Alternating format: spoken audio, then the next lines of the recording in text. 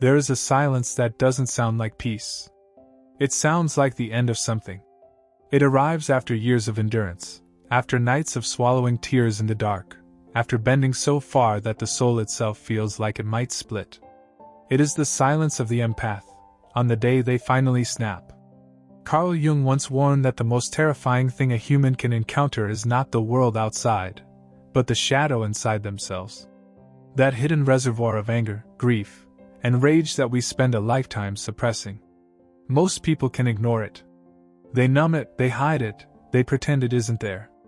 But for the empath, this shadow becomes unbearable, because their entire existence is built on denial. Denial of their pain. Denial of their boundaries. Denial of their right to say no. They give and give and give until there is nothing left to give. And then something happens. Something small, almost unnoticeable to the outside world. Maybe it's another broken promise. Maybe it's another cruel word said with a smile. Maybe it's just the exhaustion of carrying too much for too long. But in that instant, the dam inside the empath breaks. And the silence that follows is terrifying. You have to understand, when an empath snaps, it does not look the way people expect. There is no explosion, no violent outburst, no dramatic confrontation. The empath does not scream. They do not fight. They do not beg to be heard one last time. Instead, they go quiet. The same quiet they've always carried, but this time it feels different. Final. Cold. Unshakable. This is what makes it so devastating. Because when the empath finally snaps, they are not acting out of impulse. They are not trying to prove anything. They are not even trying to hurt the one who broke them. They are simply finished. The cycle is broken. The supply is gone. The role they were forced into, caretaker, forgiver, healer, victim, is burned to ashes. Carl Jung would call this the confrontation with the shadow. All the anger they buried, all the grief they silenced, all the truths they denied, suddenly surge into consciousness. But instead of destroying the empath, this shadow gives them clarity. It is as if, for the first time, they see the game for what it really is. The manipulation. The lies. The endless cycle. And in that moment of clarity, something shifts forever. The narcissist feels it instantly. The abuser feels it instantly. The manipulator feels it instantly. That endless stream of empathy, that fountain they drank from so freely, is suddenly gone. They reach for it, and find nothing. They try their old tricks, and nothing works. They push, they prod, they provoke, and are met with silence. The empath is no longer participating. And this silence, this calm, this withdrawal, is the most terrifying thing of all. Because silence from an empath is not emptiness. It is judgment. It is the closing of a door that will never open again. It is the weight of all the years of pain distilled into a single wordless act, leaving. From the outside, it might look simple. The empath stops answering the phone. Stops making excuses. Stops chasing. They walk away. But internally, this is a revolution. This is the moment the empath reclaims their soul from the grip of someone who thought they owned it. Jung once said, "What you resist persists." And the empath resisted their own shadow for too long. They resisted anger. They resisted confrontation. They resisted the truth of their own limits. And so the shadow grew and grew until one day, it snapped. And in that snapping, the empath doesn't lose themselves, they find themselves. For the narcissist, this is terrifying. Because they relied on the empath's endless forgiveness. They depended on the empath's endless softness. They fed on the empath's endless patience. And suddenly, all of it is gone. It is like watching the sun go out. The warmth, the light, the safety, it all vanishes.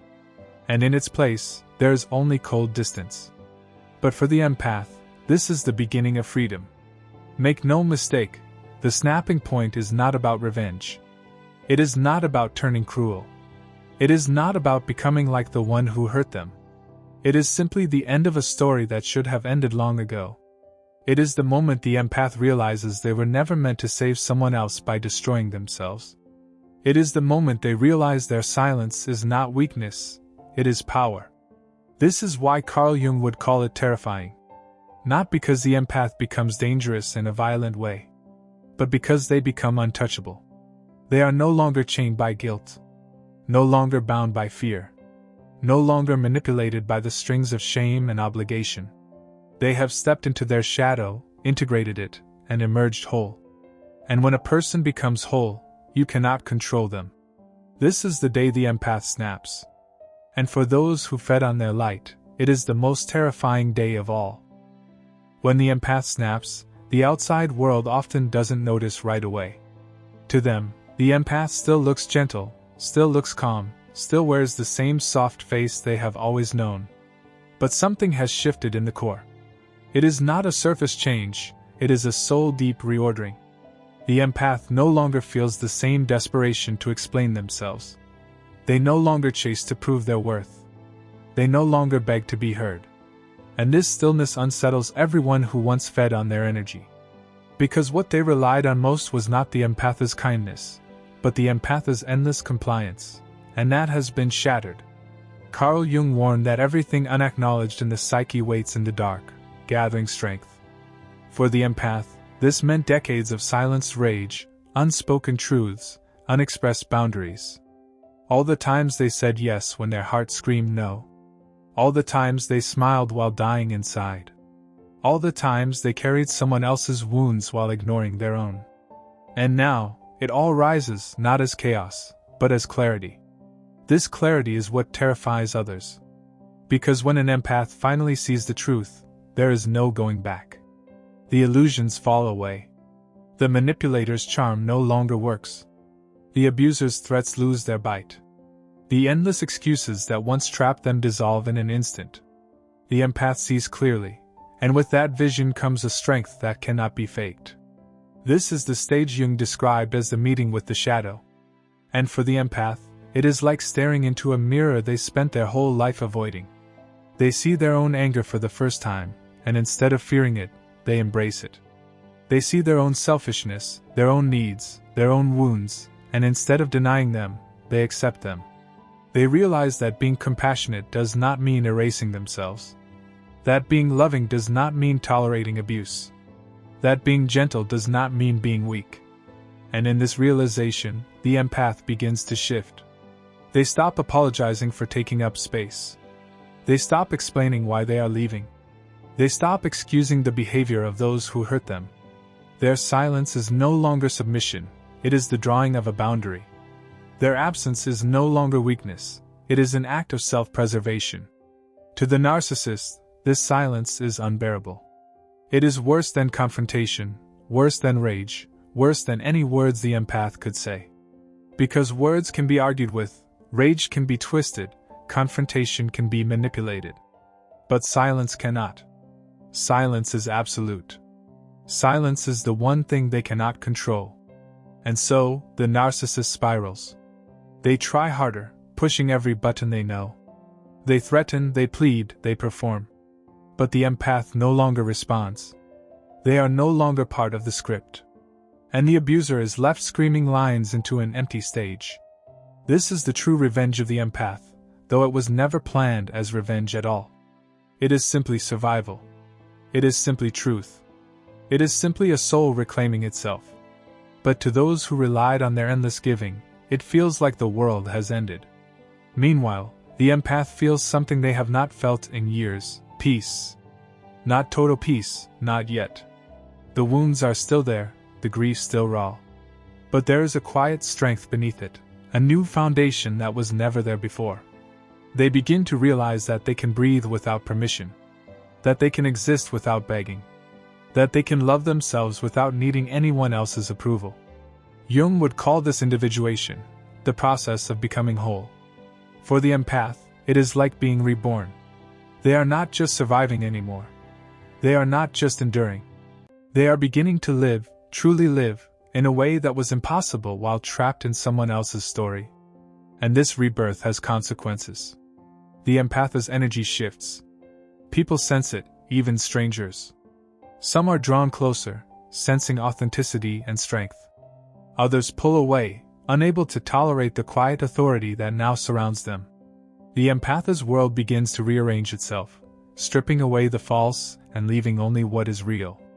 It is not an easy stage. The silence can feel lonely at first.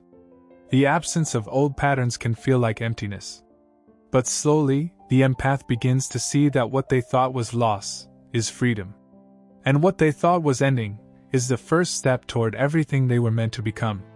This is the aftermath of the snap. Not chaos. Not destruction. But transformation. The empath who once bent until they broke now stands straight. The empath who once drowned in other people's pain now breathes freely. The empath who once silenced their own shadow now walks hand in hand with it, unafraid.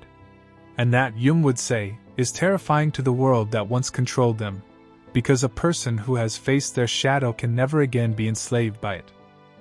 The silence after the snap is only the beginning. What comes next is the crossing, the moment the empath begins to step into a life they have never known. And though it looks like freedom, it feels first like exile. Imagine it. For years, maybe decades, the empath's identity was built on one truth: I exist to help, to heal, to give. Their worth was measured in how much they could endure, how much they could sacrifice, how much they could forgive. And when that identity is stripped away, when the cycle of abuse is finally broken, they stand in an empty space with no map, no script, no familiar role to play. This is the void. Jung described it as a descent into the unknown, the encounter with the unconscious. The empath who has snapped finds themselves here, staring at a silence not just between them and others, but within themselves. A silence where all the voices they once lived by are gone, and only their own remains. At first, this silence feels unbearable. Loneliness creeps in. Old wounds surface. Nights feel endless. The empath wonders if they made a mistake, if leaving, if snapping, if walking away was really the right choice. They remember the love bombing, the rare moments of tenderness, the hope that maybe one day it could have been different. This is the pull of the old world, the siren call of trauma bonds, the echo of what Jung would call the anima or animus, those archetypal forces of longing and illusion. But the empath doesn't go back. They can't. Once you've seen the truth, you cannot unsee it. Once the mask has fallen, you cannot pretend it was real. And so, they sit in the void, and they endure. And slowly, something begins to change. They begin to hear their own voice again, not the voice shaped by fear, not the voice muted by someone else's dominance, but the raw, unfiltered voice that has been silent since childhood. It speaks softly at first, almost a whisper. It says things the empath once thought they had no right to say. I deserve rest. I deserve joy. I deserve to be loved without being broken. And this is where the crossing truly begins. The empath doesn't just leave the narcissist behind. They begin to leave behind the false self they once carried. The identity of martyrdom, of constant sacrifice, of being the good one no matter the cost, it begins to fall away. And beneath it, something stronger emerges. Jung called this the integration of the shadow. The empath no longer denies their anger, their resentment, their rage. They no longer see these things as flaws to be hidden. They see them as messages, signals that boundaries were crossed, that dignity was denied, that the soul was suffocated. Instead of suppressing these feelings, they learn to listen to them. And then something miraculous happens. The empath's anger, once a poison, becomes fuel. Their grief, once a weight, becomes wisdom. Their silence, once a prison, becomes a sanctuary. The world around them begins to notice. Old friends are startled. This is not the same soft, endlessly forgiving person they once knew. Family members are unsettled. The empath no longer bends to every demand. Even strangers can feel it, the quiet confidence that radiates without effort. Some are drawn to it, sensing authenticity. Others are threatened, sensing a strength they cannot manipulate. This is the paradox Jung pointed out again and again. That true wholeness is terrifying, because it demands you accept not only the light within you but the darkness as well. For the empath, this is the moment of no return. They are no longer just a giver, no longer just a healer. They are a whole being, capable of love, yes, but also of boundaries, of rage, of cutting ties when needed. And the narcissist, sensing this from afar, reacts with desperation. They may try to return, promising change. They may lash out, smearing the empath's name. They may retreat into another victim, unable to tolerate the loss of control. But whatever they do, it no longer matters. The empath is past the point of no return. The crossing has already happened. Inside, the empath feels something rising, an energy they once thought was gone forever. It is not naive hope, not blind optimism. It is power. Power not over others, but over themselves. The power to say yes with intention, and no without guilt. The power to walk away without explaining. The power to live without begging for permission. Jung would say this is the point where the self begins to emerge. The empath is no longer a fragment of who they are, no longer a role written by others. They are becoming whole. And wholeness, Jung warned, is the most dangerous thing of all, because a person who is whole cannot be controlled. And so the empath, once broken, once silenced, once drained of life, begins to walk into a future they never imagined. A future where they do not shrink to fit someone else's story. A future where their shadow walks beside them, not against them. A future where their kindness is not weakness, but choice. This is the crossing. The terrifying, beautiful passage into a life of freedom. And it is here that the empath begins to understand the deepest truth Jung left us with, that the soul does not heal by avoiding darkness, it heals by walking straight through it. And on the other side, the empath is no longer the victim. They are no longer the savior. They are something far more dangerous, far more powerful, far more alive. They are whole. When an empath snaps, when they integrate their shadow and step into wholeness, the first change is within themselves. But the second wave, the one Carl Jung would have called the ripple of individuation, spreads outward. It moves silently, yet it reshapes every relationship, every dynamic, every unspoken contract the empath once lived under. At first, it shocks people. Those who once leaned heavily on the empath's patience, who drained them of energy and gave nothing in return, are suddenly confronted with something they never expected: resistance. The empath who once nodded along in silence now shakes their head. The empath who once softened every truth now speaks it plainly. The empath who once stayed, no matter how badly they were treated, now leaves without a word. To those who benefited from the old empath, this new version feels almost cruel. They may whisper, "You've changed." They may accuse, "You're selfish now." But these words do not land as they once did. For the empath, they no longer sound like accusations, they sound like confessions. Confessions that the person was only ever comfortable when the empath was shrinking, silent, and small. And here lies the true terror. Jung believed that when a person claims their shadow, they force others to confront their own. The empath's new strength acts like a mirror, exposing the manipulations, the entitlement, the parasitic dynamics that once thrived in secrecy. Those who lived off the empath's light now face their own darkness reflected back at them, and many cannot bear it. Some will retreat in anger, painting the empath as the villain. Others will double down, trying harder to control, to guilt, to shame. And a few, a rare few, will awaken. They will see in the empath's transformation the possibility of their own.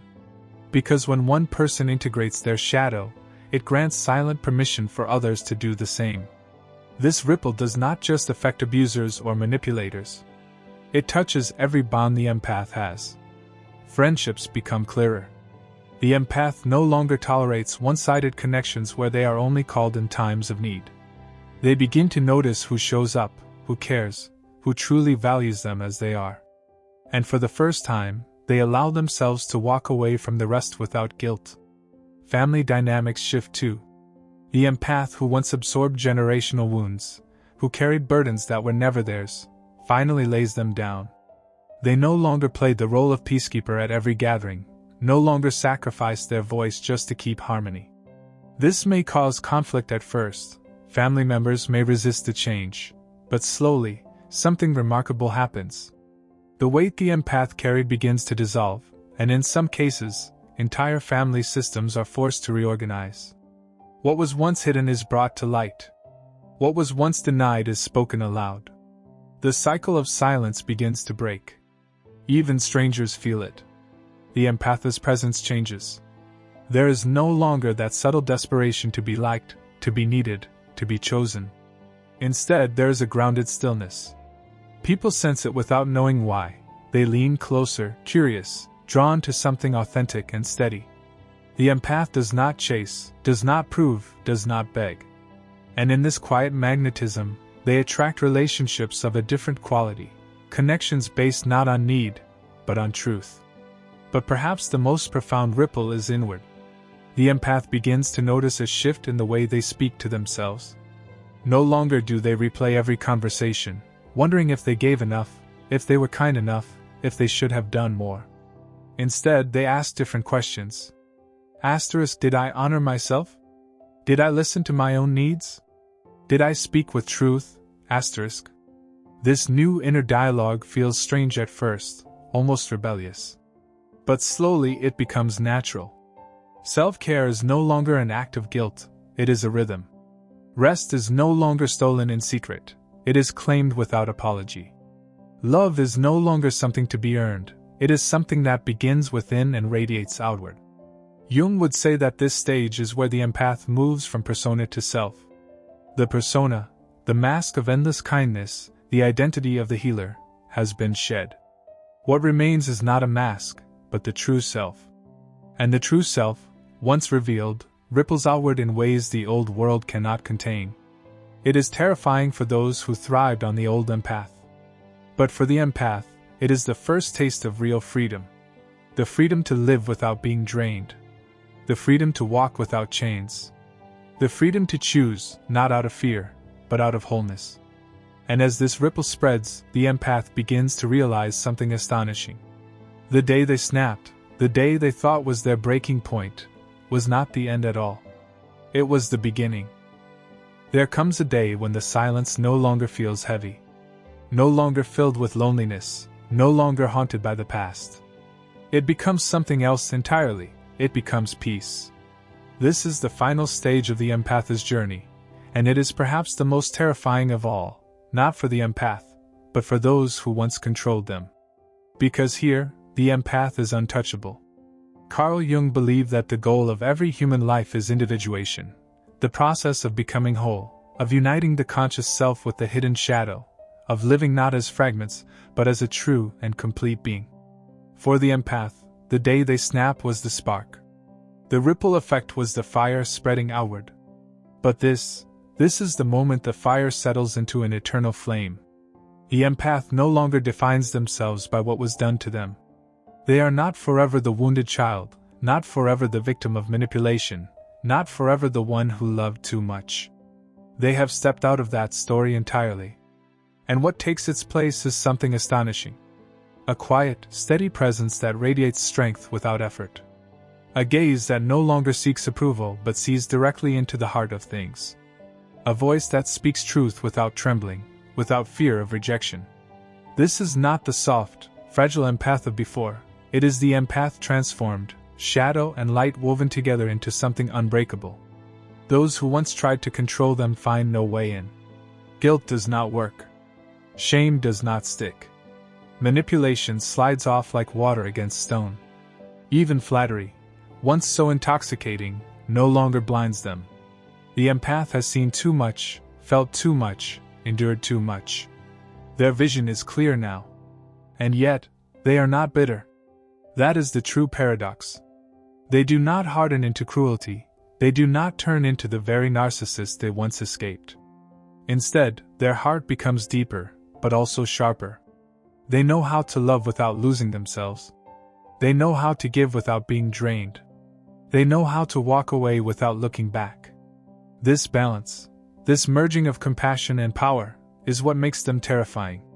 Not because they seek revenge, but because they no longer need it. Revenge is for those still bound by the game, still caught in the cycle of pain and payback. The empath who has reached this stage has transcended the game entirely. Their very existence becomes the darkest revenge, because it proves they were never destroyed, never owned, never broken. The narcissist cannot comprehend this. They thrive on conflict, on winning, on controlling the narrative. But what do you do when your target simply disappears from the board? What do you do when the person you thought you shattered walks away whole, radiant, and stronger than before? It is not just defeat, it is erasure. And for the empath, this erasure is not aimed outward but inward.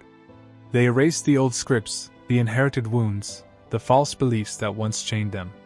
They are no longer trapped in the loop of, "I must save to be loved," or "I must suffer to have worth." Those chains are gone. In their place is freedom, the kind of freedom that is steady, quiet, and absolute. Imagine the empath now.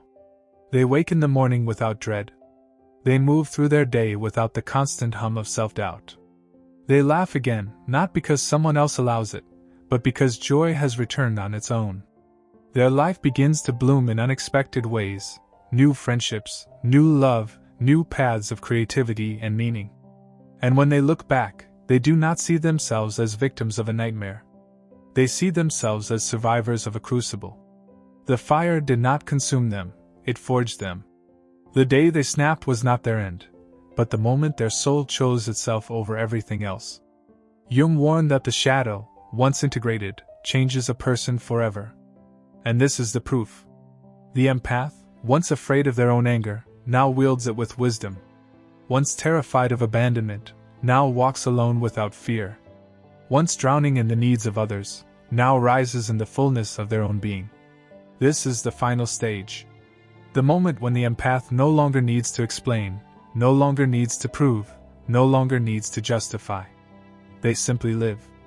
And in that simple act of living, freely, wholly, unapologetically, they deliver the darkest revenge.